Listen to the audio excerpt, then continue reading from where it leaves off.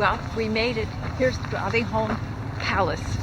This palace building was finished in about 1665. So it's been, it's very old. But the Swedish royal family actually live here. This is their residence.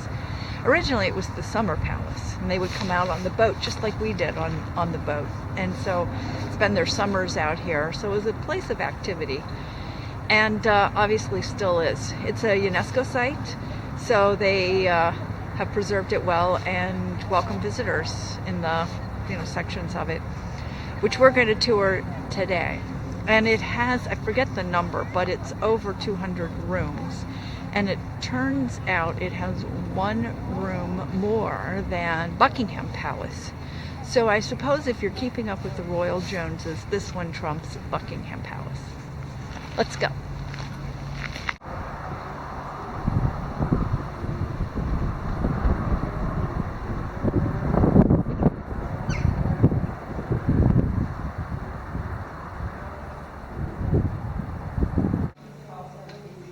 We're in the green drawing room, one of the first in a suite of first floor staterooms. And that's what the ceiling looks like. This is the Queen's bedroom.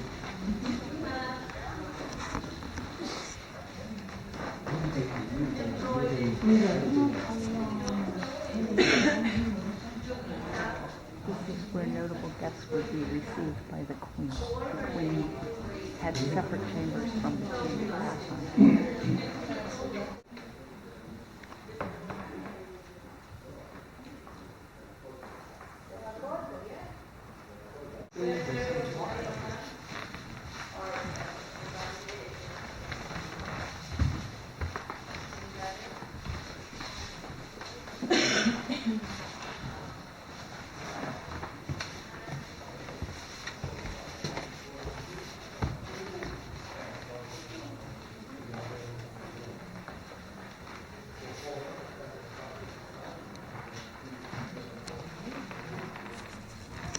Check the Zillow listing on this before we put in a bid.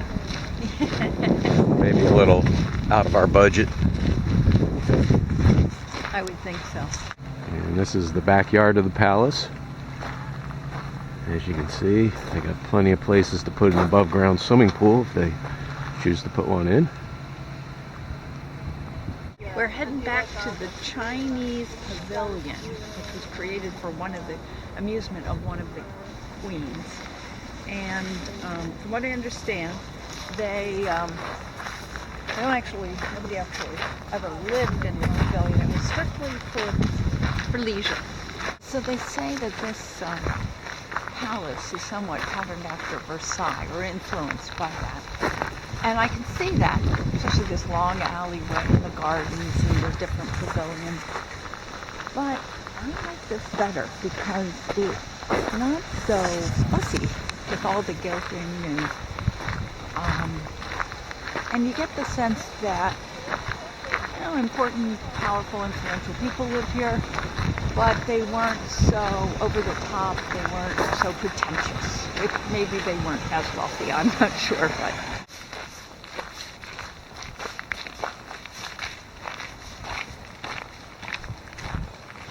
Is this it? Yep, this is the Chinese Pavilion. Chinese Pavilion.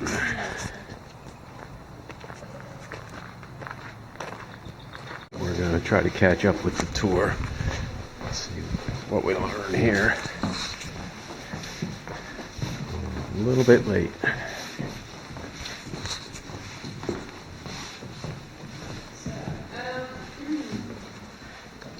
Welcome to the Chinese Pavilion. My name is Anna Maria, and the tour will take about 40 minutes. We will have a look at two separate levels, beginning here downstairs.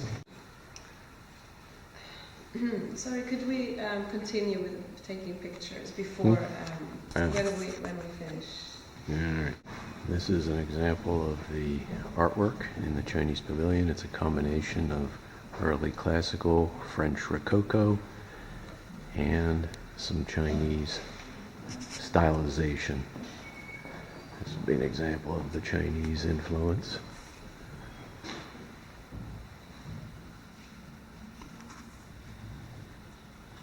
These are single screens of lacquered paper that have been cut into fragments and framed. And I want you to see this. This does not say anything. I know that may be hard to believe, but that's just nonsense. Kind of like Chinese graffiti.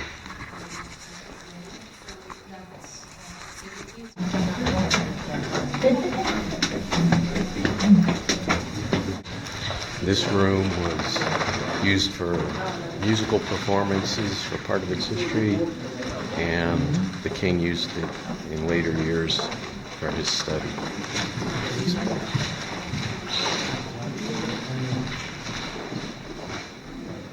But you can see by the ceiling that it's designed for acoustics by the round walls.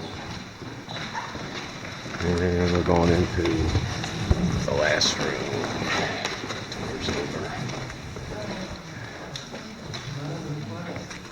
And this is what is called a Swedish stove.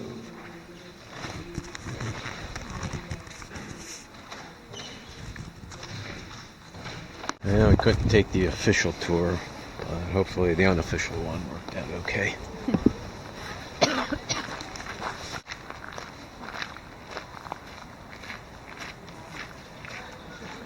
What we're coming upon here is the royal dining room. It's an entirely separate building where the royal family used to eat when they didn't want to be disturbed. They come into this building right here.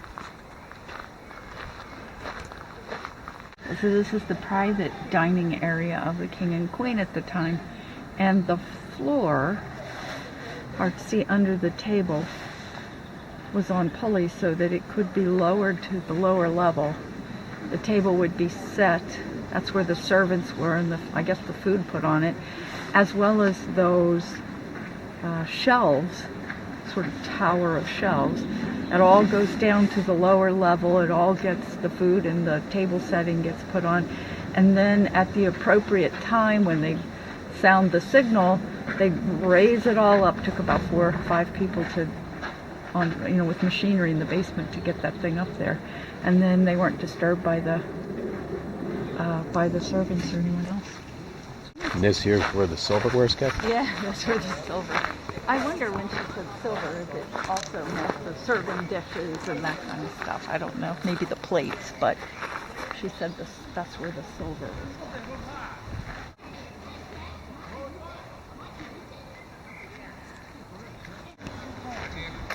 Let's go check out the labyrinth. Okay.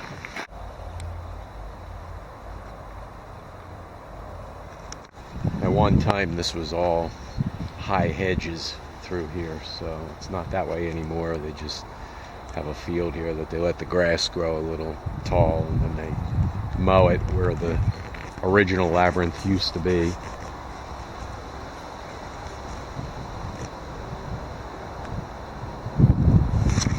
So that's that. All right, what next? I just want to walk it for a minute, just to see what it was like. You know, I think it's kind of going to be like that Cape Cod thing. And this is the goal of the labyrinth, to get to this statue.